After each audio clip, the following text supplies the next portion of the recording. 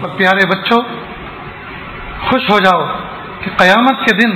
اگر اللہ رب العزت نے یہ اعلان فرمایا جن کے سینوں میں میرا کلام ہے وہ ایک لائن میں کھڑے ہو جائیں، تو جس لائن میں آپ کھڑے ہوئے نظر آئیں گے پہلے نمبر پر اللہ کے نبی صلی اللہ علیہ وسلم کھڑے ہوئے نظر آئیں گے، اس لیے کہ وہ بھی تو حافظ قرآن تھے۔ تو حفاظ کی اگر لسٹ بنی کہ کن کن لوگوں نے قرآن پاک کو یاد کیا تو سب سے پہلا نمبر اللہ کے محبوب صلی اللہ علیہ وسلم کا ہے۔ تو جس لسٹ میں حضور پاک صلی اللہ علیہ وسلم کا شمار ہوتا ہے اس لسٹ میں آپ کا نام آ گیا، یہ معمولی کوئی مشابہت ہے،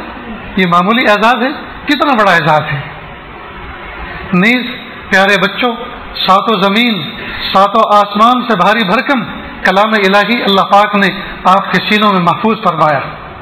گو کہ اس وقت آپ کی جیب خالی ہوں گی اور کسی کی جیب میں شاید پھوٹی کوڑی بھی نہیں ہوگی، لیکن اللہ پاک نے وہ دولت آپ کے سینوں میں رکھی ہے جو بادشاہوں کے خزانوں میں نہیں۔